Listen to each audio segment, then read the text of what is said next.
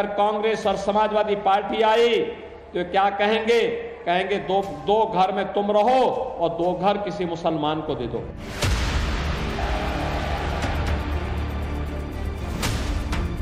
ये चुनाव राम भक्तों पर गोली चलाने वाले और राम मंदिर बनाने वालों के बीच का चुनाव।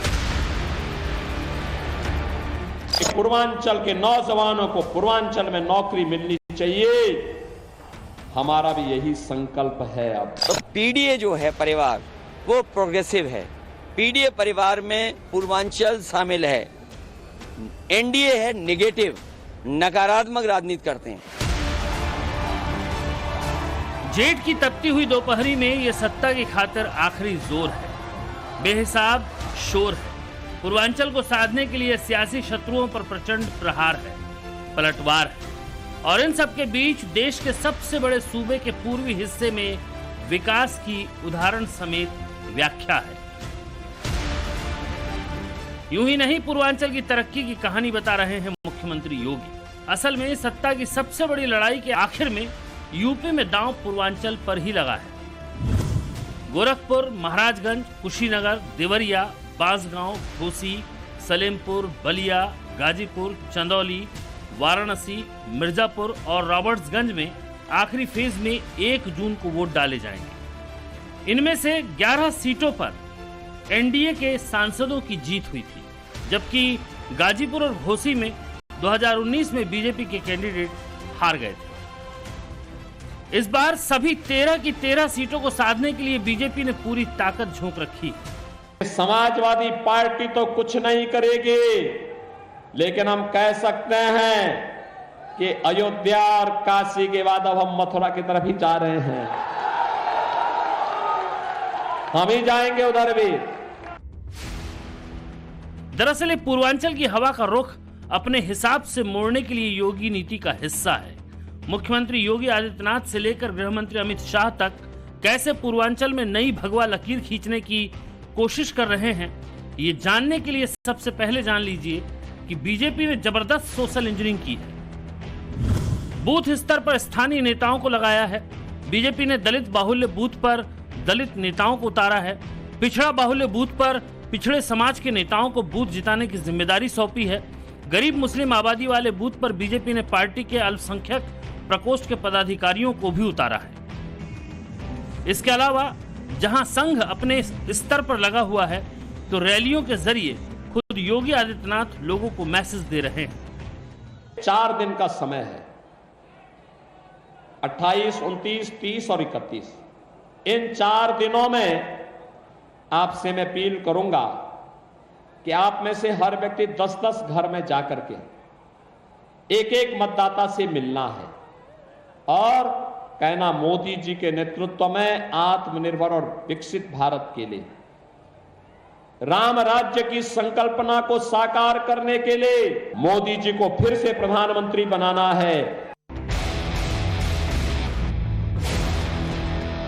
विरोधियों को परास्त करने के लिए बीजेपी सिर्फ बूथों पर सोशल इंजीनियरिंग नहीं कर रही है, बल्कि योगी आदित्यनाथ सरी के नेता उस पर धार्मिक आरक्षण के ब्रह्मास्त्र से भी जोरदार प्रहार कर रहे हैं। आज आप देख रहे होंगे इनका घोषणा पत्र क्या कहता है? कहता है सत्ता में आएंगे तो अनुसूचित जाति और पिछड़ी जाति के आरक्षण को मुसलमानों को बांटेंगे। क्या आप बांटने देंगे? क्या भारतीय जनता पार्टी हरगिज काम नहीं करने देगी, कतई नहीं करने देगी, किसी भी स्थिति में नहीं करने देगी। कोई भी माई का लाल बाबा साहब भीमराव अंबेडकर के संविधान के साथ छेड़छाड़ नहीं कर पाएगा। पूर्वांचल में खड़े होकर न सिर्फ योगी आदित्यनाथ बल्कि बीजेपी के तमाम बड़े नेता कानून व्यवस्था की बात कर रहे हैं। जय श्री राम मंदिर का जिक्र कर रहे हैं, आरक्षण का जिक्र कर रहे हैं, विरासत टैक्स की बात कर रहे हैं, और ये यूं ही नहीं कर रहे हैं। दरअसल पूर्वांचल की पूरी सियासत ही जाति के इर्द गिर्द सिमटी हुई है। तकरीबन इन सभी सीटों पर दलित और पिछड़े वर्गों के वोटर निर्णायक हैं, खासकर दलित और पिछड़े वर्गों के वोटर निर्णायक हैं। पूर्वांचल में यादव, दलित और मुस्लिम मिलाकर लगभग 50% हो जाते हैं। इसी समीकरण ने 2 सीटों पर बीजेपी का खेल बिगाड़ दिया था। 2019 में समाजवादी पार्टी और बीएसपी एक साथ थी। जिस राजभर की आबादी 3 से 4% है, उसके कथित नेता ओम प्रकाश राजभर भी अखिलेश और मायावती के साथ थे।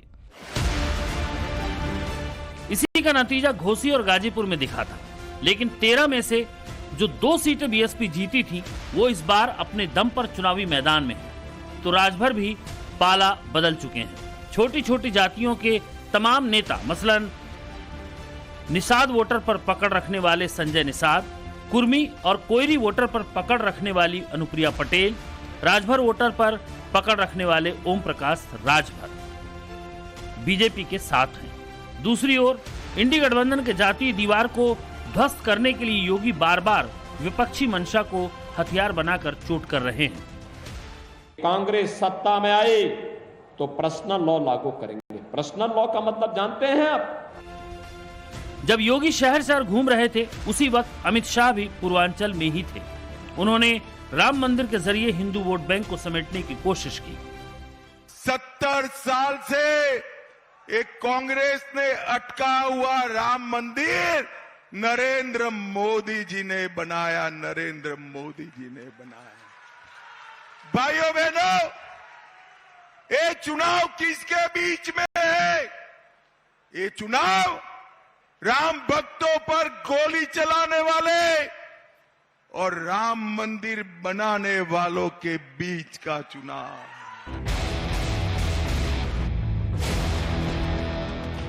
जातियों के दम पर पूर्वांचल में रास्ता तलाश रहे अखिलेश यादव ने भी पूरी शक्ति लगा दी है। अखिलेश भी लगातार रैलियां कर रहे हैं। गाजीपुर में खड़े होकर उन्होंने बीजेपी पर जबरदस्त हमला किया। ये आरक्षण के खिलाफ हैं, ये जाति जनगणना के खिलाफ हैं, ये किसानों की खुशहाली के खिलाफ हैं। इन्होंने किसानों को मारने वाले को टिकट दी, इन्होंने पेपर लीक कराने वालों का साथ दिया, नौजवानों की पक्की नौकरी, पक्की वर्दी पहनते थे वो आधी अधूरी की। ये न केवल देश को पीछे करना चाहते हैं, बल्कि देश के लोगों को गरीबी में डालना चाहते हैं। अखिलेश की उम्मीद को ध्वस्त करने के लिए खुद योगी ने पूरा जोर लगा दिया है। शाम होते होते योगी आदित्यनाथ वाराणसी पहुंचे, रैली की, सम्मेलन किया, वोट बैंक को साधने की कोशिश की। सवाल है कि पिछले 10 सालों में बनारस कितना बदला है। सुनिए जरा। पिछले 10 सालों में इस शहर को आपने बहुत बदलते देखा होगा, करीब से देखा होगा। क्या क्या बदलाव दिखता है इस शहर में? रोड्स काफी चेंज आ गए हैं। जैसे लंका मेन जो लंका है, वहाँ पे रोड्स डेवलपमेंट हुआ है वैसे। अच्छा। और बाकी एरियाज में भी देख सकते हैं रोड काफी बदल गई हैं। बनारस के घाट आज जैसे दिखते हैं, क्या वैसे बनारस के घाट दिखते थे उस समय? काफी बदलाव आया है। पहले एकदम पूरा पटा हुआ रहता था, मिट्टी रहती थी। अभी तो काफी ज्यादा चेंजेस हो गए हैं। साफ सफाई काफी ज्यादा है। साफ सफाई ज्यादा है। सड़कें बेहतर हुई है, घाट अच्छे हुए हैं, है ना? पॉपुलेशन भी बढ़ी है, फिर बहुत ज्यादा पॉपुलेशन बढ़ी है। इसका मतलब है कि लोग आसपास के शहरों से, इलाकों से इस शहर में आना चाहते हैं। इसका मतलब तो यही है ना? रोजगार पर्पस से भी आना चाहते हैं, टूरिज्म। हाँ। बनारस को लेकर लोग, अभी अब हमारी बात हो रही थी तो बहुत सारे लोग कह रहे हैं कि बनारस एकदम बदल गया है। बनारस तो पहले वाला बनारस, जो 10 साल पहले का बनारस और आज का बनारस एकदम अलग अलग बनारस है। सही बात है? एकदम सही बात है। अच्छा, तो इस बदलाव का इनाम मोदी जी को और योगी जी को मिलेगा? एकदम मिलेगा। बनारस में कि पूरे पूर्वांचल में? पूरे पूर्वांचल में कहेंगे। पूरे देश में। पूरे देश में इसका फायदा मिलेगा। हम तो ये कह रहे हैं ना, मोदी जी अगर पाकिस्तान से भी चुनाव लड़ जाएंगे तो वहाँ के प्रधानमंत्री वही बनेंगे। अच्छा, बिल्कुल। और ये आपकी आत्मा भी जानती है। हमारी बात छोड़ दीजिए, ये आपकी भी आत्मा जानती है। सही बोले, एकदम सही बोले जी, एकदम सही बोले। पाकिस्तान से भी प्रधानमंत्री एकदम आराम से, कोई दिक्कत नहीं है। अच्छा, काम इतना छटपट हो रहा है कि कोई पैसा नहीं लग रहा है, कोई पैसा